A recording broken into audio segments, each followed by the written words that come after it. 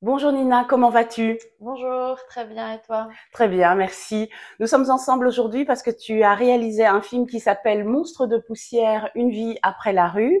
Le film a été présenté au Festival Image et Santé de Liège et également au Festival Millennium à Bruxelles.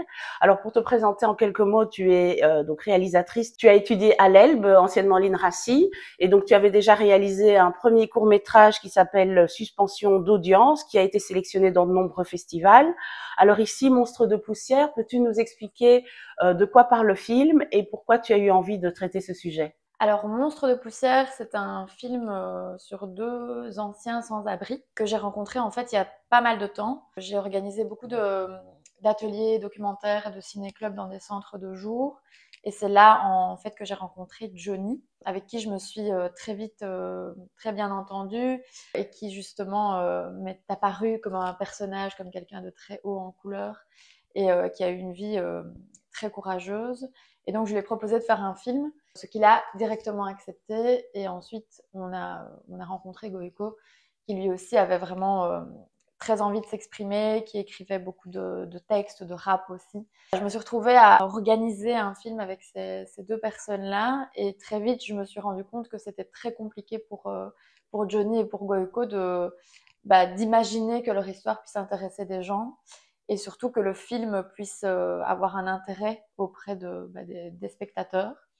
Et donc je trouvais que toutes ces interrogations et ce manque enfin, ce sentiment d'illégitimité de leur part parlaient aussi beaucoup de la violence qu'ils avaient subie et de la manière dont ils se voyaient en fait, qui était plutôt négative, alors que moi j'avais une admiration pour eux, pour leur courage et pour ce qu'ils avaient réussi à accomplir. Donc voilà, le film s'est transformé en un dispositif un peu méta. C'est un premier long métrage, c'est aussi un paramètre, je pense, à prendre en compte. Donc je dis toujours, c'est notre premier film à nous trois. J'avais fait effectivement un court métrage documentaire sur un procès d'assises où là j'avais filmé un procès donc en cinéma direct. J'étais absolument pas intervenue évidemment dans l'histoire et le film avait pas mal tourné en festival et je m'étais dit bon effectivement c'est un film qui parle aux gens, mais les personnes qui s'y retrouvent n'ont pas forcément accès à toutes ces discussions, aux projections, et donc c'était assez particulier pour moi. Et j'avais envie justement pour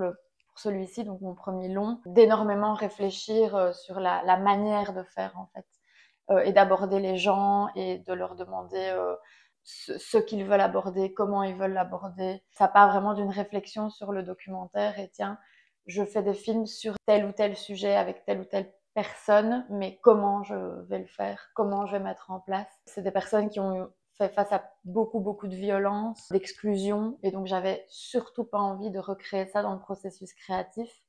Et c'est pour ça que ça a pris aussi vachement de temps. C'est qu'à chaque fois, il faut se rencontrer, il faut parler, il faut se mettre d'accord. Et c'est un processus forcément qui prend beaucoup de temps. Le fait de se raconter et surtout de se raconter en sachant que ça va être distribué à un public, à un spectateur, c'est compliqué. Donc il y avait vraiment la volonté oui, de prendre le temps. Il y a aussi un moment dans le film où on me questionne sur mais on doit dire quoi en fait?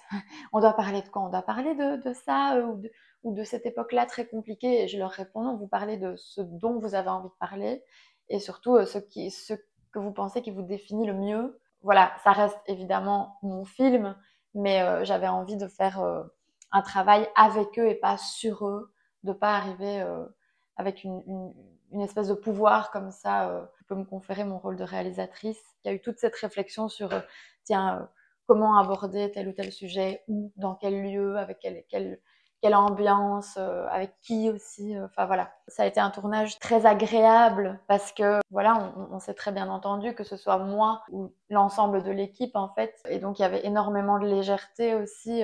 C'est des personnes qui ont appris à rire de plein de choses, à tourner certaines situations en situation plus légère en tout cas. C'était aussi très important que le film ne soit pas lourd et ne leur rappelle pas non plus des choses trop violentes et trop intimes.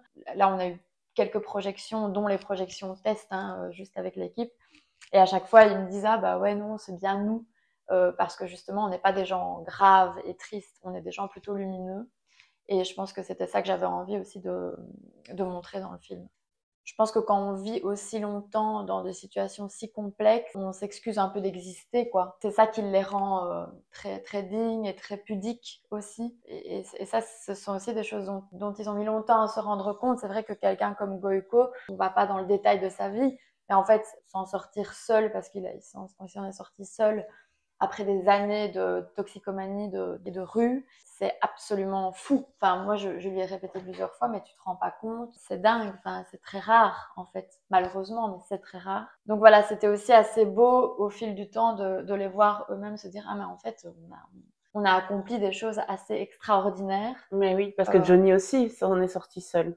Oui, seul aussi. Ils le disent aussi dans le film, hein, sans famille, sans proches, enfin sans coup de pouce, c'est faut vraiment une volonté énorme et une force morale extraordinaire pour s'en sortir. C'est vraiment des personnes impressionnantes. C'est vraiment le café de Johnny. Goïko n'y allait pas forcément, donc on l'a invité à venir, mais lui ne boit pas d'alcool, etc. Donc il était un peu réticent au début, justement, en disant mais j'ai pas envie qu'en regardant le film on pense que. C'est vraiment l'endroit, le QG de Johnny. Et c'est vrai que c'est un café très très très beau. Moi j'adore aller là-bas parce que déjà la gérante est une personne assez formidable parce que oui elle accueille des clients qui sont pas forcément la clientèle qu'on a l'habitude de voir. C'est un endroit très familial, très chaleureux et c'est vrai que c'est un endroit important pour pas mal de gens qui retrouvent je vais pas dire une famille, mais c'est vrai une sorte de compagnie et de bienveillance en fait là-bas. Il n'y a pas forcément de jugement. Il y a des gens qui boivent beaucoup, il y en a qui boivent moins, il y en a qui sont là juste pour retrouver des amis.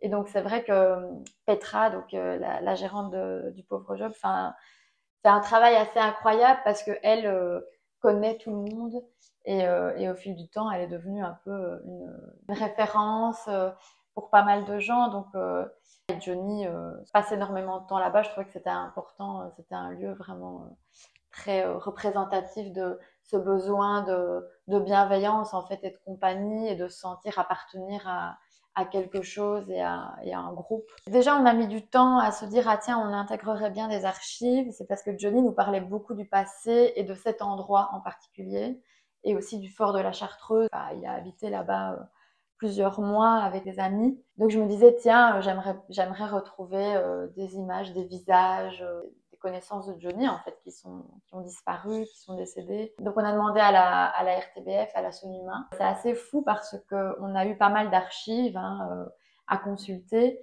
Et la première vidéo que j'ai regardée, j'ai vu Johnny dedans. Donc j'ai regardé même pas 30 secondes et j'ai vu la tête de Johnny, je l'ai appelé, j'ai dit, ah mais j'ai trouvé des archives de toi, trop marrant, faut que tu les vois. En regardant donc toutes celles qui se sont retrouvées dans le film, Johnny m'a dit ah bah oui ce gars-là je le connais, oui elle je la connais. Et donc en fait c'était toutes les personnes avec qui il avait vécu et ça faisait évidemment sens de les intégrer dans le film quoi. Les archives sont venues à moi parce que j'ai directement reconnu Johnny quoi. Anne avait une clairvoyance même par rapport à moi, à ma position, elle m'a posé des questions ultra pertinentes et elle nous a pas laissé rentrer dans sa vie, elle nous a pas laissé la filmer rapidement parce que à très juste titre, elle nous a dit mais expliquez-moi en fait. Elle m'avait dit mais toi tu pourras toujours te justifier, c'est ton film. Nous on est scellés à l'intérieur. On a envie de réfléchir beaucoup avant d'accepter et avant d'en faire partie. Et j'avais trouvé ça tellement juste. Les quelques moments où Anne intervient, je pense que ce sont des moments d'ordinaire dans le documentaire qu'on aurait complètement effacés parce qu'ils témoignent même d'une certaine vulnérabilité de ma part, parce que je suis un peu mise sur le fait accompli, on n'est pas copines, pourquoi tu fais ce film? Et je suis là, et je sais pas forcément quoi répondre parce que c'est assez déstabilisant. Anne, c'était vraiment la personne qui fait le lien parce que dans la vie, elle fait aussi le lien. C'est l'amie de Goïko qui s'est retrouvée embarquée dans ce projet sans forcément le vouloir au début et puis qui a fini peu à peu par nous faire confiance, par se dire ah oui ok d'accord, je vois que les intentions de Nina sont bonnes et maintenant on se connaît très bien avec Anne et on se voit souvent et c'est quelqu'un qui a beaucoup de prestance. Ça faisait vraiment sens de l'inviter dans le film aussi. Le titre il est assez poétique, c'est quelqu'un que j'avais rencontré qui m'avait sorti une phrase dans laquelle il y avait monstre de poussière. Je trouvais ça très beau. Et ça, c'est moi. Et eux, visiblement, n'étaient pas tout à fait d'accord. Et donc, oui, c'est intéressant aussi de voir qu'en tant que réalisatrice, on projette parfois certaines choses et on se dit ah mais ça c'est super beau, ils vont adorer eux aussi. Et en fait non, ils ont des idées différentes, ils me les communiquent et je crois que ça montre aussi l'écart qu'il y a entre mes représentations, mes idées, mes projections aussi sur eux et ce que eux pensent. C'est assez drôle et c'est vrai que je trouvais que c'était une séquence qui parlait de ça. Bah, il me reste cette relation et en fait des personnes qui sont rentrées dans ma vie qui n'en feraient pas partie sans le film.